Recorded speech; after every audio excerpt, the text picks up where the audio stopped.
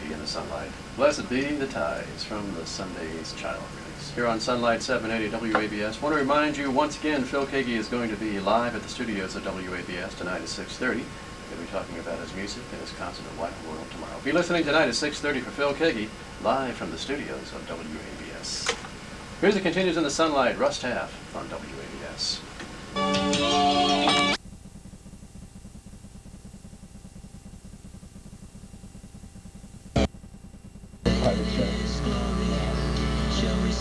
I'm Dawn Dicker, and I'm talking with Phil Kagi. Oh, no, can you hear it?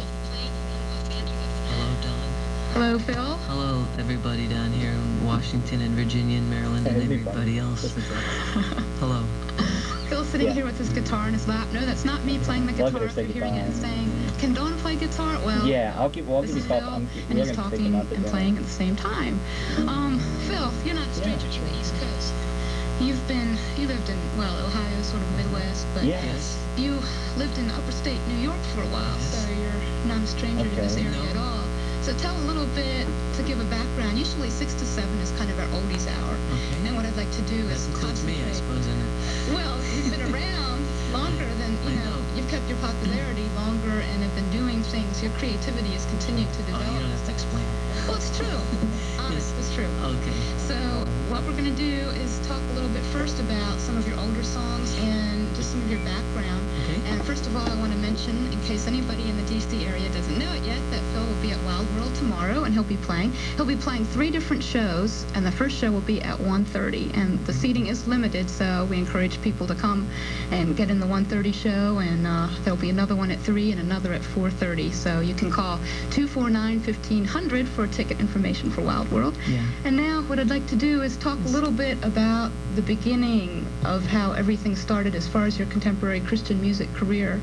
You were first with the group Glass Harp, and I know you've told the story many times, but tell a little bit. Tell it for me, will you? Well, that's okay. It sounds better coming from you.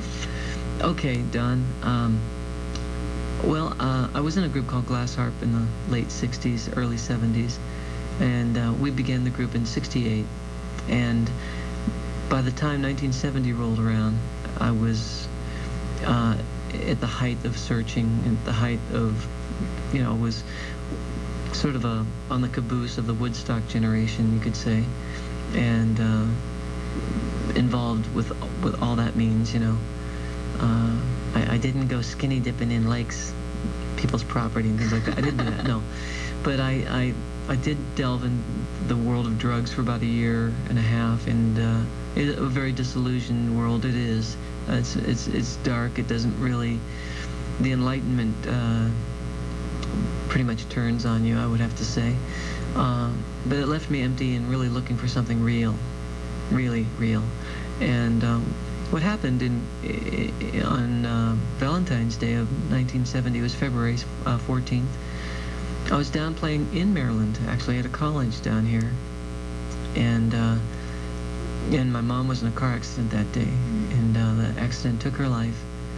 2 weeks later, I through the whole process of grieving, of facing the whole issue of death and dying, and the eternal, our family struggling with the loss of our mother, and my oldest sister had shared the gospel with me in a personal way, a way I'd never really heard it before.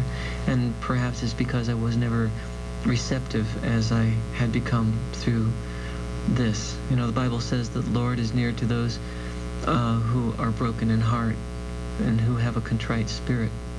That means you're down, and He draws near to those who are down. He's got an eye out for those who know they can't help themselves, and He's got a heart for those who are in need of healing, but He can't really help those who are feeling, well, I've got it all together.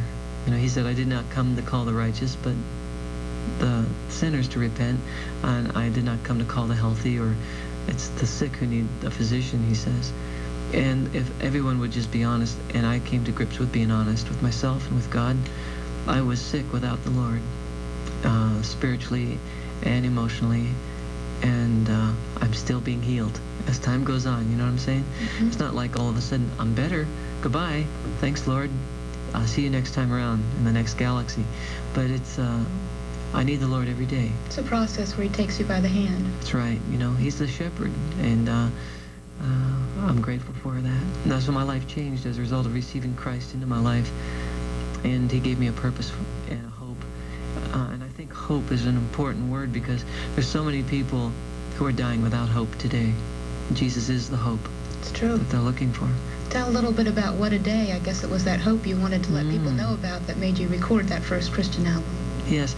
Okay, I left Glass Harp in '72 after having been a Christian for nearly a year and a half or so. And I just felt it was time to go out. And that during the process of working with the group, I'd written all these intimate, simple songs, the ones that ended up on What a Day. And in January of 1973, I went into a small studio in Cleveland, Ohio, and recorded in about 5-6 days' time this album called What a Day. And I just played all the instruments, you know, and did the vocals. And the engineer, Gary Hedden, he and his wife came to the Lord through that experience of working together. And it was like, so it was a really great experience for him, one he'll never forget. As a matter of fact, I just worked with Gary recently on the Compassion All-Star Band live album that we did for Compassion. He was the engineer for the festivals that we played at, that we recorded these. Oh, that's neat. That's quite a legacy there going through the years. And that's quite a jump from 1970 to 1989. Thank you very much. It's a short story, but it has heart. Thank you. Goodbye. What I'd like to do is play the title song from the album What a Day. That is from 1973. Isn't that when that was came out? It was recorded in '73. It came out in '74. And yeah, things take time sometimes when you're starting out. So here it is, What a Day. Be patient.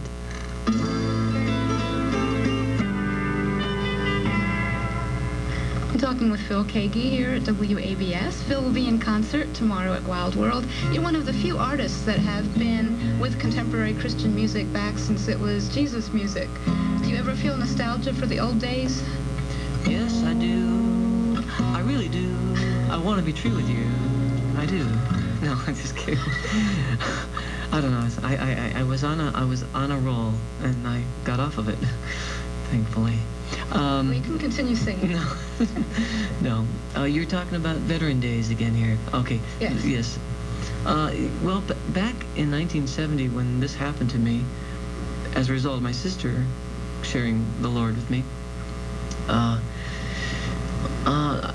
didn't know about Christian music because at the time, the kind of music that was with a message for Christian, message was just regular artists out there who were just singing out of their hearts. There wasn't the institution of or the business of Christian record companies in the industry. That's the word. Thank you. There were just artists, and some had this to say, and some had that to say. And other people had other things to say. And remember when Paul and the album Noel Paul Stookey, he had that album, his first solo album, had a song called Sebastian, and there was some, because he had a real life-changing experience with Jesus, and a wonderful man, by the way, from Peter, Paul, and Mary. Some of you old-timers may remember them, but his album was one of the first albums I heard that really, found a place in my heart. And then Love Song came out with their first album, and when I heard Love Song's first album, I thought, here's a group of guys who are really doing it, and they're committed to the Lord, and they're making music that I can relate to. And that's at the time I left the Glass Harp. Then I said, someday I'm going to have a Christian band. That was a dream of mine back then, it really was. I couldn't think of anything more enjoyable than playing music that you had fun with, you enjoyed, you can be artistic with, and get across a meaning, a message with a meaning for people who were or are in the exact same place I was at, looking for answers. Doing something you can believe in for someone you can believe in. Yeah, because, music is a big part of all our lives. And sometimes I want to listen to music without any strong message. You know, I like all kinds of music. I don't just listen to Christian music either. I like classical, I like jazz, I like certain kinds of rock, certain kinds of pop. I like certain kinds of folk, you know. I like all kinds of music. I think it's important to keep an open mind. You don't have to order everything on the menu, you know. And you don't have to take everything personally. But music is an artistic expression of where a person is and who they are creatively. And I like the kind of musicianship I listen for in music where someone is really honestly being an artist and not just doing it because it's going to sell records or it's a fad or it's a trend or something. Where have you had to draw the line there, knowing that, oh, say a certain song might work well for radio, but it may not be quite the thing that's in your heart? How do you draw the line there?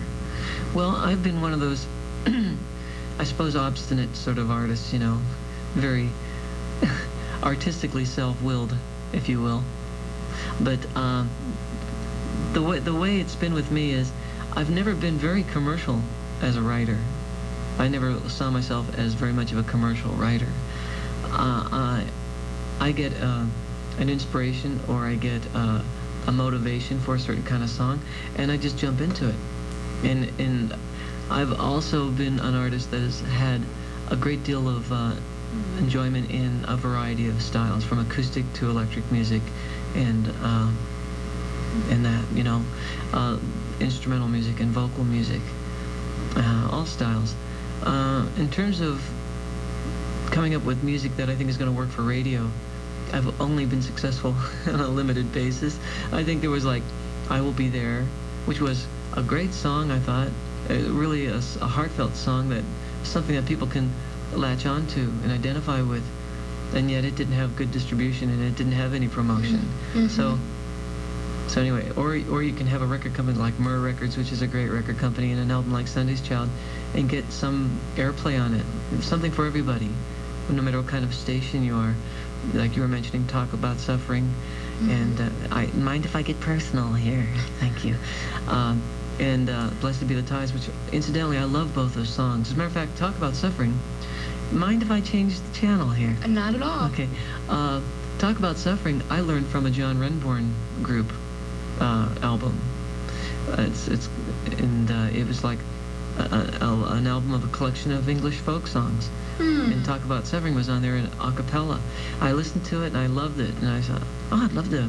So I went and did a demo of it in my little back room, and my producer Lynn Nichols liked it. He said, let's record this. And I said, yeah, I kind of hear it kind of like Birds, you know, Holly's kind of a flavor to it, you know, harmonies, 12 strings and all.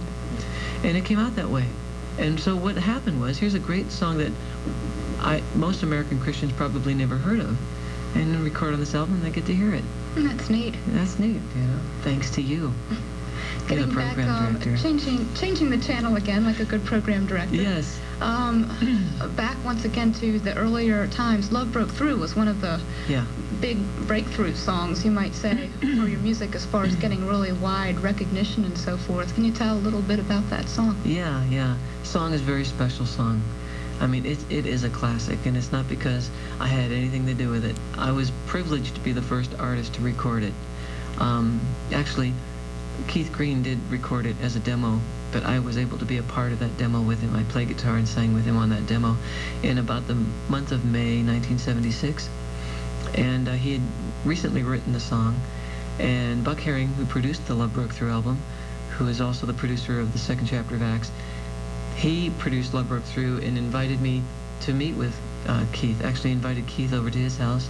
He said, Keith, come on over, I'd like you to meet someone. And so we met, and he bounced in the front door, as was his custom, and his hair was just flopping with joy, and it was quite an experience, really, to see him coming through the door, and that's where he was. And of course, Buck did not have to twist Keith's arm to sit down to the piano and sing anything. He just goes, hey, I just wrote this today, listen to this, and boom, there it is. And Buck said, hey, play Love Broke Through for Phil. Of course, the title is Your Love Broke Through. And he sat there, and I listened to it, and I just loved it, especially hearing it coming out of Keith's heart, you know, and through his voice. And Buck said, I'd really like to ask you to consider recording this for this album. I think it would be good for you. I said, Yeah, sounds great to me. Keith wrote the song with Randy Stonehill and their friend Todd Fishkind. So it's a great song, and many people have recorded that song over the years. Like I said, was privileged to be the first to record it, and Michael Amardian did the string arrangements for it. Second Chapter sang on it. Mylon Lefevre sang on that. And also during the week that we were doing the vocals, and Mylon Lefevre came out to sing on the Love Broke Through album. He was really struggling with Christianity. He was not in the Lord yet. He come from a family where they all sang gospel songs and everything. But I think, for the most part, I saw Mylon Lefevre in tears that week, while we were working on that album. God was just really dealing. The Holy Spirit was really working in his heart. And he, oftentimes when we'd get together, we see each other in passing. He says, I never forgot that week, that I was out there with Buck and you and everything. And Annie, and so I think the song "Love Broke Through" has affected us all in a very wonderful way, not only in the recording of it and how it's been a blessing to so many hearts. Keith has recorded it, Randy's recorded it, Debbie Boone's recorded it, and even an Australian artist recorded it and had a hit record in Australia with it, but then the night that Keith was in that tragic airplane crash that took his life, I remember singing that song in a church in Kansas City, and of course I didn't know about the accident, but it was early evening, and when I went to sing that song, I felt such an anointing from the Lord upon it, and I felt this warmth inside of me, and I felt this is the truth, sort of a bitter sweet sadness joy thing at the same time. I couldn't quite explain. But I did a whole list of songs that night, and it was only Love Broke Through that really stood out. And when I was finished with it, from my recollection, the audience was really calm, and there was a real peace. And I walked home, I drove home, and I walked in my back door, and my wife said to me, Keith was just killed. And that was the night that I did that. And I'll never forget that. And so what's in a song? Like they say, what's in a name? It's because it was started with the heart of God. That song, I think, came to those brothers who wrote that song as a gift. Not that it's the greatest song in the world, but to me it is certainly one of the most appreciated, and it is a classic in my opinion. On that note, let's hear the song "Love Broke Through."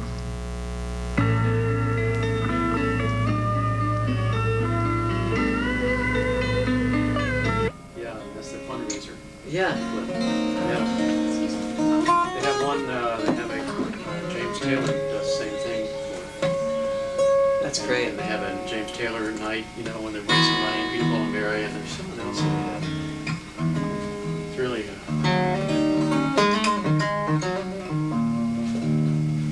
you like Dan Fogelberg? I think he's really great. I'm not I should really sit and listen. It's only one of his albums that I really, really like. It's that double album, Nexus, where the leader of the band is on. Oh yeah, that's great. That's a great song. Several other songs are really nice. One for the Roses. I can tell that Michael Card, it sees like he's been influenced by yeah, Dan. I think so. Even though he doesn't, in talking to him, he says yes, but he doesn't quite want to talk about it too much. Yeah. But obviously, some of his style is stylistically Yeah.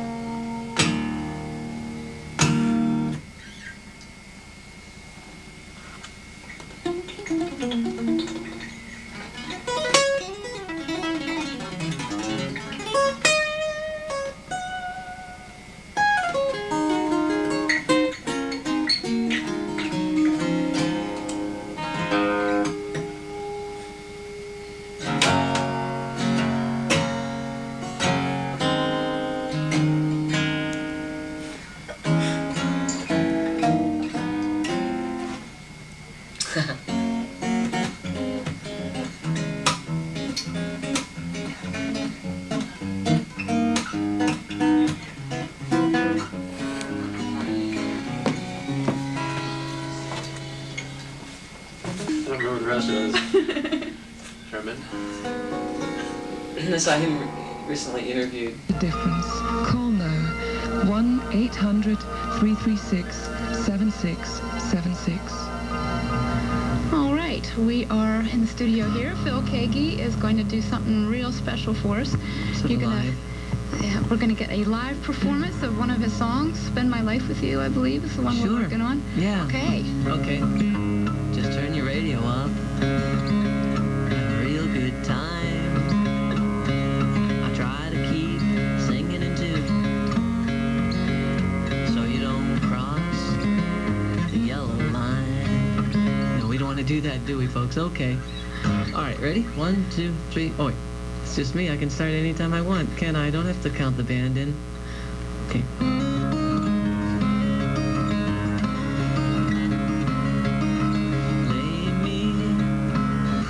Lay me down to rest so I can sing it properly. I don't know what's happening.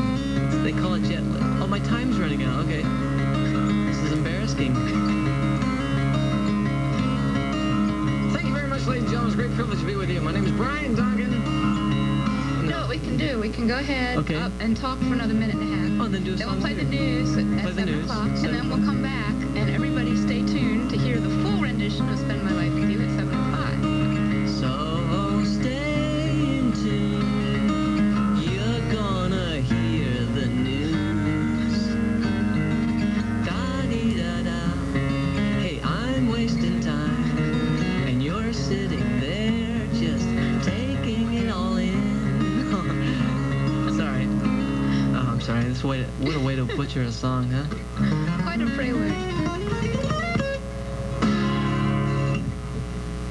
Okay, how much time do we have left? Okay, we're going to keep on talking here. Okay. Tell real quick a little bit about The Master and the Musician, the album. Well, Master and Musician is an album that I did in 1978, and I went to Chicago to record it without really any music in mind. I just went in the studio.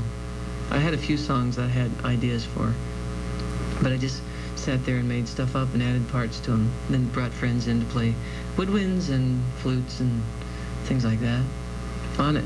And then it's just been re-released by Myrrh Records, and in February I went in and I recorded a bonus track, and it's called Epilogue Amazing Grace.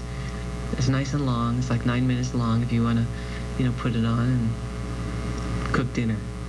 And it's on cassette and CD now for the first time. Yes, it is. It is. I'm really happy about that. Laurie, are you trying to sign language? We're going to the Sounds news like now. We'll be back. You're listening to your Christian radio station. The studios, and he just came off the plane from Los Angeles about an hour and a half ago.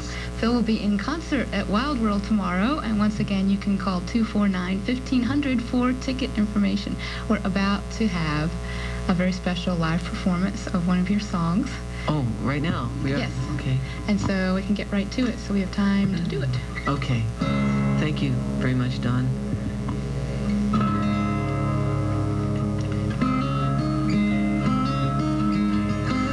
I don't know how to get serious about this one now.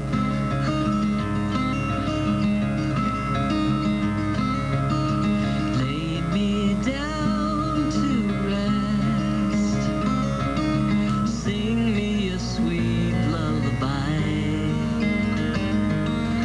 When will I see you again? Sleep come over me.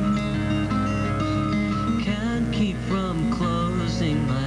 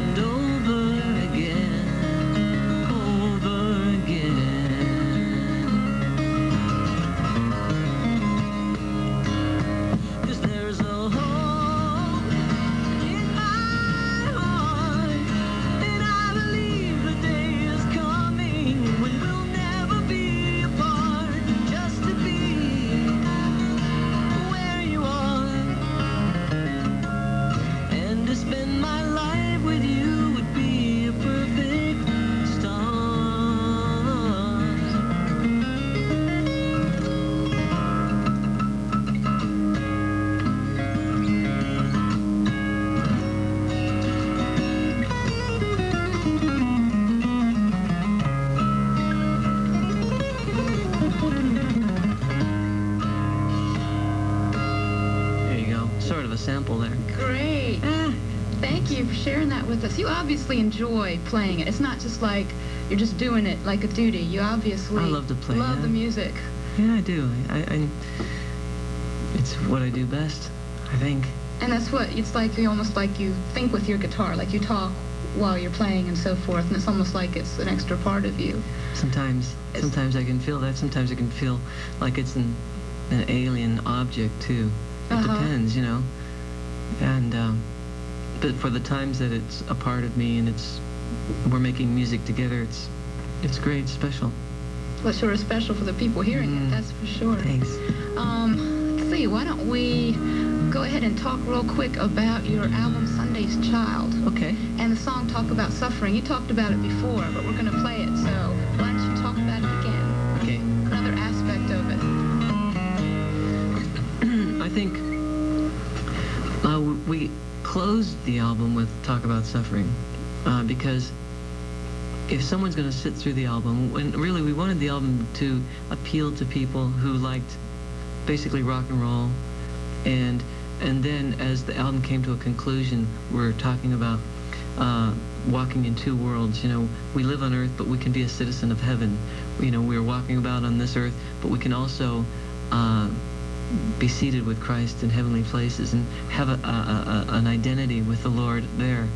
But while we're on earth, the Lord said, you shall have, you know, there'll be tribulation, there'll be persecution, there'll be trials, and there'll be suffering.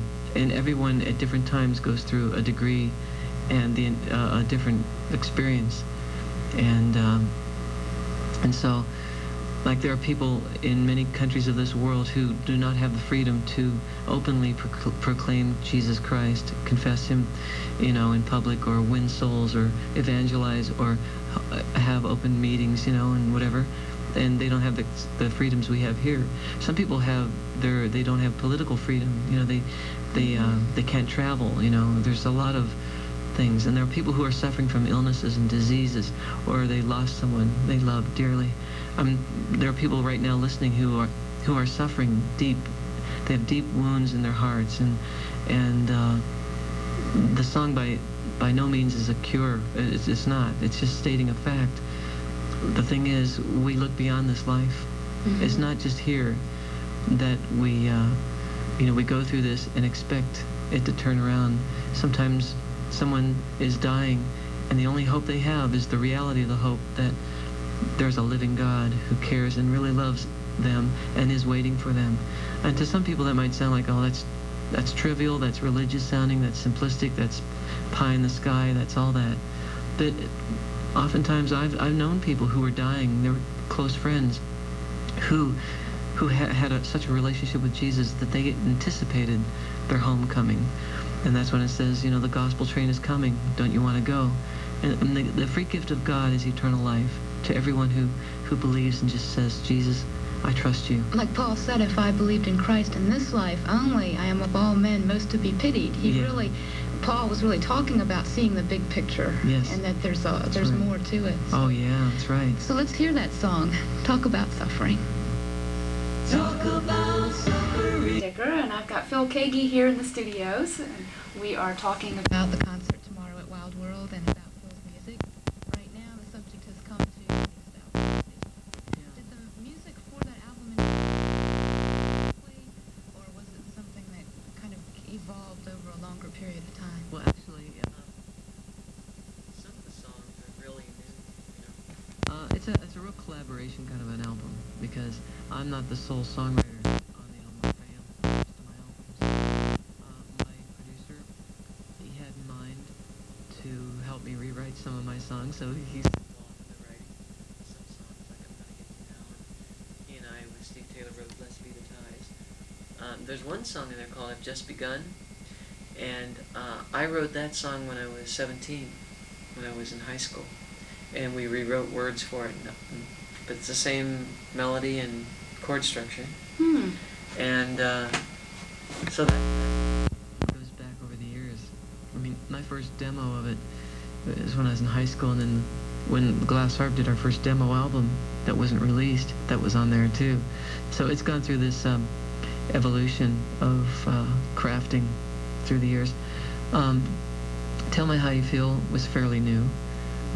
Sunday's Child, Randy and I wrote just a year or so before this album, but primarily focused in on finishing it up for the album, the title song. And Mark Hurd wrote a couple songs that I think are brilliant songs. I Always Do is a favorite of mine. And Everything Is Alright, which is... Everything Is Alright is a song that basically talks about struggle, and yet you've got a companion standing there with you through it all. What was it like working with all those guys? You know, Lynn Nichols and Randy Stonehill and Mark Hurd and Russ Taff and all the guys that were in there together. What was it like? It's great. Great fun. When we did the tracks to the album, we put it all down live as a band. A lot of albums these days start with some sort of sequencer, keyboard thing, or drum machine, and then they just layer on top of it, you know, or track with it. But we did this like a real band would do it, you know. There were 2 guitars and bass and drums going down at the same time, or 3 guitars going down. And then what we only did, we overdubbed some organ bits, you know. There's really no synthesizer on the album per se, except when Everything's Alright. But it was fun with Jimmy Lee from the Imperials, Alwyn Wall from Malcolm and Alwyn sang harmony in one song. Oh my! Derry Doherty from the choir sings in there, a couple songs, and these girls in the control room. Yes. They're putting up signs that say 1 minute, 2 minutes, and they're laughing all the time. I think they're laughing because of what you're doing. I just wish this was on video so you could see Phil, but you'll just have to hear him. Anyway, moving along to the idea of the Beatles. Beatles. Whose idea was it to do this, the Beatles kind of feeling and just the way the whole project was put together? Well, I would say, like, Tell Me How You Feel, I wrote, you know, and it's got a sort of a Ticket to Ride paperback writer, kind of a Rain kind of a feel to it. I'm a Beatle fan from way back, and so but the album goes beyond just one particular style, Beatlish. It touches on other things. It comes into the 80s a bit. The cover has that 60s band kind of thing with the silhouette band members there in the background. But it just sort of evolved that way. It came out that way. And so we saw it happening, and we just sort of went and ran with it a little bit. And it's kind of like tongue-in-cheek, really. It's not to be taken too seriously. It's just an album cover. As a matter of fact, the album cover I wanted for the album isn't on it. It's a picture of my daughter Olivia with the Gretsch guitar standing up next to her. As a matter of fact, some people have seen that drifting around the country, because I've once in a while taken them out and putting I've made my own CD inserts up and put them in, sold them that way. We won't tell anyone. Oh, Word knows. I pass them out to Word Records, to the executives and everything. Of course, you know, I'm always doing things they don't approve of. But anyway. Well, we'll be back to hear about more things you do that Word doesn't approve of right after these messages. Bye. Here's a job opportunity. East West Amoco in Landover Hills, Maryland has an 645-6376. Getting to know you. We're in the studio here with Phil Keaggy. We're in the studio here with Don Dicker, and I'm Phil Keaggy. Yeah, and we're co-hosting this program now. Back to you, Phil. Well, Don, how long have you been in this business? Program directing and all? Oh, about 10 years, I suppose. Well, you know, you seem quite seasoned. And I thought I'd just let you know, I think you do a fine job. Well, thank you very much. Getting back to the subject at hand, which is you. I don't like talking about me either. Well, you're stuck with it for a little while longer. We're going to talk a little bit about your concert at Wild World again. Anyone who has just tuned in and didn't hear at the beginning us talking about it, of course, you will be in concert at Wild World. Actually, 3 concerts at 1:30 and at 3 o'clock and at 4 o'clock. And that will be limited seating. Actually, 4:30 will be the last one. 4:30? Yes. And it will be limited seating, so we're encouraging people to come and make sure that they get a seat. But what I was wondering about from you is telling a little bit about how your concerts go. Well, I've been to your concerts before, and most of them seem to be where everyone feels like they're just sitting in a big living room together. It's very informal, very relaxed. And so I'd like to hear you tell a little bit about your concept of that. You've been to the band things and the solo things? Yes. Both? Well, the solo things, it's like I come out, it's hello, and, you know, I feel more comfortable in a solo context because really what I feel and everything I am is kind of just sort of comes through in that kind of situation. And I make things up, and I'll try songs I hadn't done in a long time, and I'll share, you know, about my life, what I think, what I feel, and take chances. Sometimes off-the-cuff humor happens. Things I can't plan, really, because if I tried, it wouldn't be funny. Things happen, though, sometimes, and I'm not saying it's going to be funny and you're going to laugh, but come along and see what happens. But you probably will, I'll tell you. I don't know. It all depends if I get a good night's sleep, but I just think it's a good time. It's music, you know. If you like music and if you like acoustic music, and a guy who feels like, I like to take chances, even with an acoustic guitar. It's not just strumming things, you know. I try to make music, try to be creative with it, and bring a friend. You know, maybe you may know somebody from school or from camp, and you know they don't know the Lord, or they're, you know, bring them along. You know, maybe it might be good, not only for them but for you. It might be good for me too, and I plan on going. And we're glad you're planning on being there. Yes, and I appreciate the invitation to come. It's a long way to come. As you know, I live in California. But with the miracle of flying these days, you can get there in just a matter of hours, really. That's my brain is still in California, but my body is here. Too. I love you too. Right? Okay. But I want to say, you know, like, here we are in the air. People are listening. There's probably hundreds listening at this time, right? I mean, literally hundreds. Millions. Millions and millions. Well, I don't know what to say, you know, because it's just 1, 2, 3, 4, 5 of us in here. 6, sorry. Everyone with Hi. the car radio is out there. I think we're running out of time a little Ooh. bit. I would like to close by talking about Yes. the new hymn project that we're about to play a selection from. Yes, yes. Tell real quickly, give an introduction to the song we're about to play. Okay. I was fortunate, folks, to be a part of a hymns album called Our Hymns that Word Records is putting out. And it's got Russ Taff and Amy Grant, Michael W. Smith, and Wayne Watson, First Call, and Petra. And a lot of these people, Take 6, and I can't remember if there's anybody else. There probably is other people. But I did a hymn, and the producer, Lauren Bauman, said, try this one. You know, I'd like to hear something like a Bach Boré that goes into one of these hymns. And the hymn he had in mind was, Oh God, Our Help in Ages Past.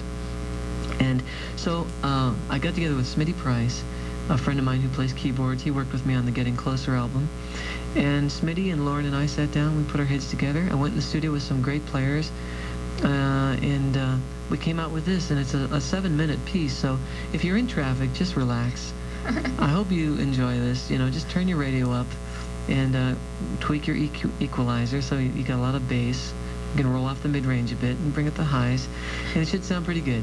I hope you enjoy. I hope it blesses you, because I think it's got heart, and I believe in the message of this hymn, because he is our shelter, you know, from the stormy blast, as it were, and we can depend on Jesus. We can depend on the Lord. He's our help, you know, in all circumstances. Our refuge and our strength. That's right, yeah. Well, we're going to close with this, so I want to thank you for being with us today. Well, you're it's been welcome. Very much a pleasure, and we'll be looking forward to seeing you at Wild World tomorrow. Thanks. And I hope you who are listening to this are making your plans, if you haven't already, to be there tomorrow. Ticket information, once again, you can get by calling 249-1500. And now, let us close with this hymn from this brand new album.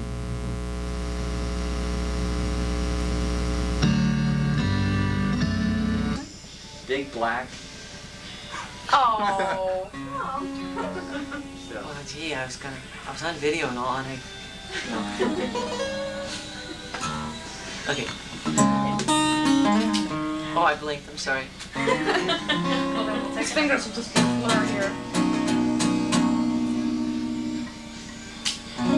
Thanks, Lord. Welcome to Career Concepts, a daily thought to instruct you in the most time-consuming task of life, your career. Stay tuned as Jeff Trotman, Executive Director of Intercristo and Career Development Professional, offers today's Career Concept. The critical choices we make in life may be a more accurate reflection of what we believe than where we go on Sunday morning. In John 10:10, Jesus said, I've come to give you life and give it more abundantly. The good news is that the abundant life is found in a relationship, not a lifestyle. Now, that's a wonderful thought to hear on Sunday morning, but it's a risk to live out on Monday morning. In Genesis 12, God offered a relationship to a man named Abram, a relationship that promised to bless him and make him a blessing. Abram had a comfortable life. He lived on the outskirts of a thriving city called Haran. It's 1342. At 7:40, you're listening to WABS Sunlight 780. It's time now to go behind the scene. Today visiting with Terry Gibbs. $20 a month can help provide life-giving food, clothing, medicine, and the assurance of Christ's love to one child in need. In dozens of nations, millions of children feel the raw ache of hunger.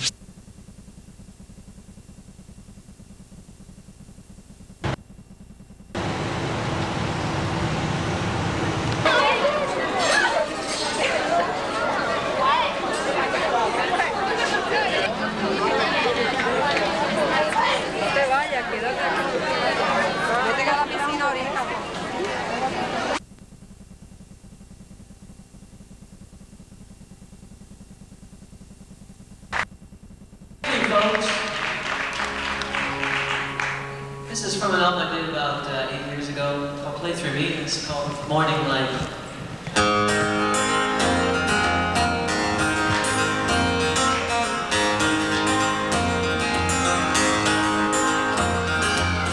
On a hill stands a... Well, anyway, what do you think?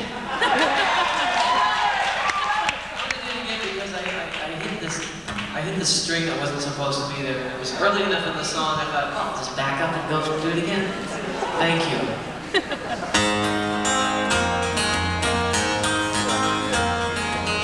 On a hill stands a cross still shining fair as the sun when the night has turned into day. Bright as day, still it shines, bright as day.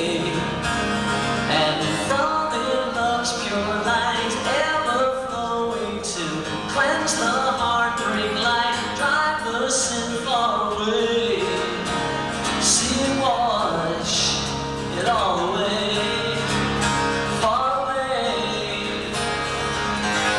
To this cross the eyes of men are ever turning, today just as they did in days gone by. For the love of God, their hearts are ever yearning, like men at sea in search of morning light. Awake, awake, our hearts to hear the echoes. Your words resound at the dawning. And all day you taste a love that isn't dying. All day you praise for the morning light. The morning light. Hey.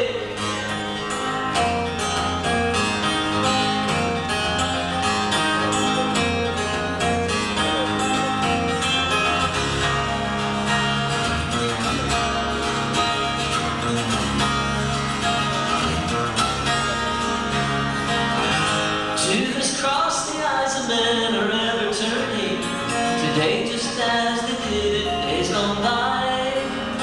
For the love of God, their hearts are ever yearning, like men at sea in search for morning light.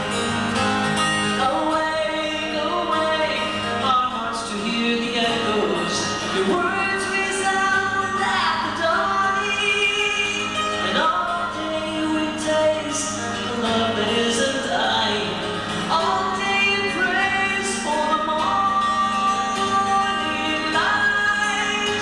The morning light.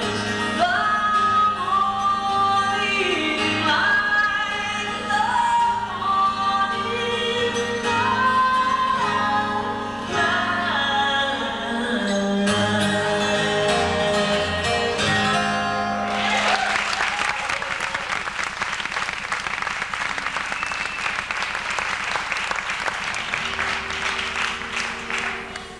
Okay, I think this went out. This is a request from Steve from the station, and it's called What a Day. This is an old one here.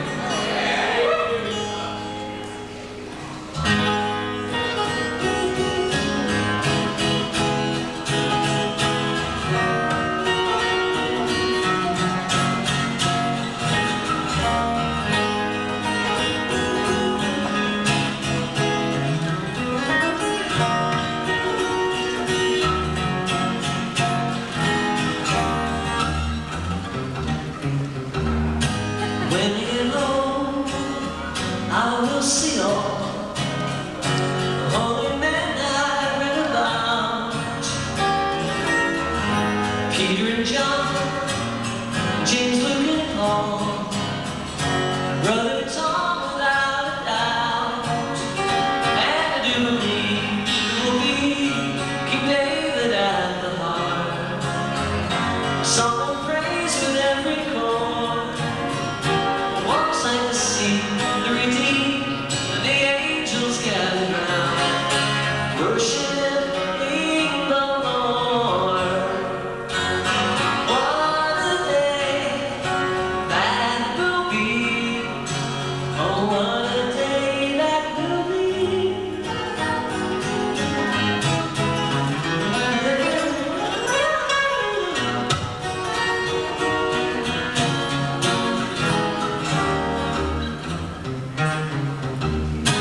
When we get home, our eternal home, will be no more sick and dying. No one is sad, no one is alone.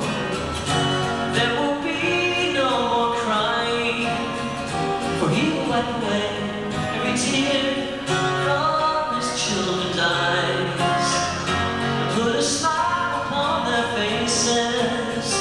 Oh, what a happy day when we see our Lord in paradise, crowned as King of Kings.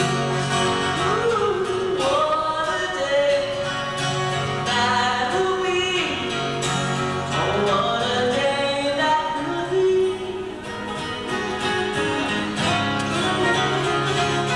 What a day that will be! What a day that will be! What a day that will be! What a day that will be!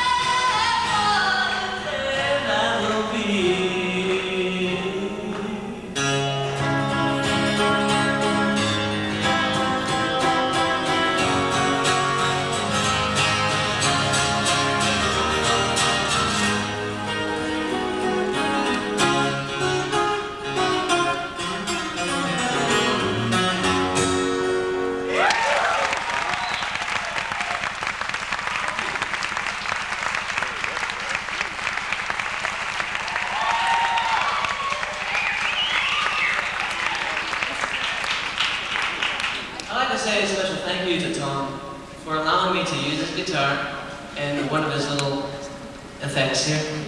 And I'm gonna, I don't know if it's tuned, neither do you, so we're in this together. This is a piece from the Wind in the Weed album. It's called March of the Clouds. Let me just take a moment.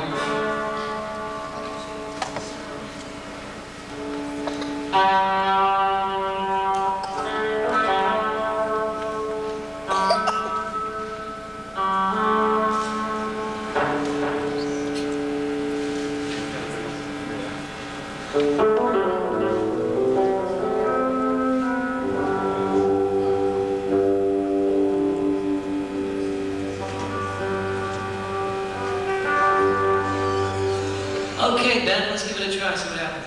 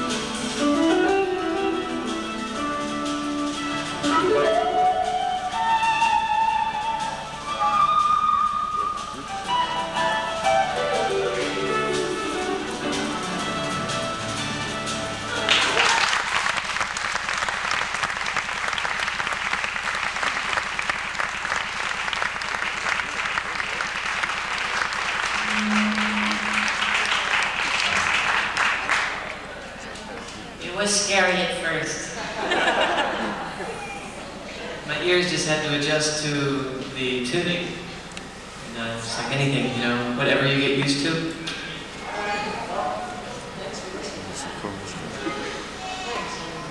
That sounded better. That's as close as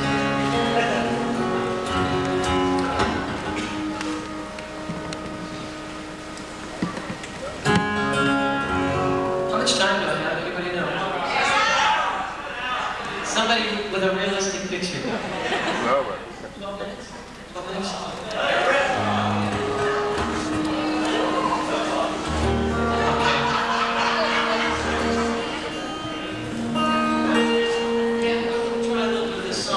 Guys requested, I don't know if I can remember it.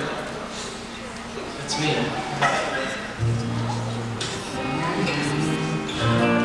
There's a song called Be in Time.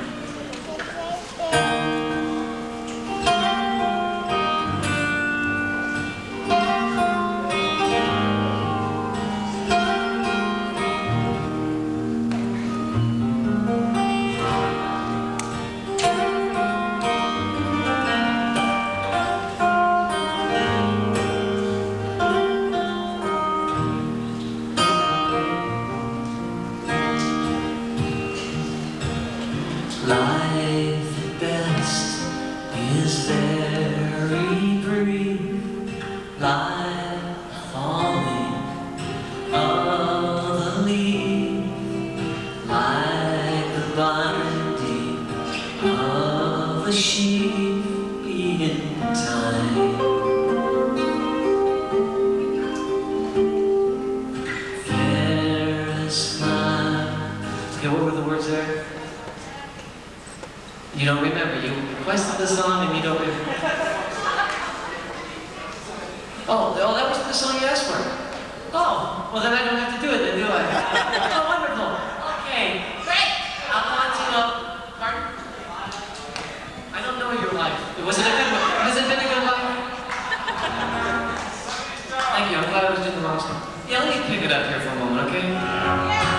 This is a song by Randy Stonehill and myself we wrote together. About a year and a half ago. It's called Sunday's Child. Sunday's Child.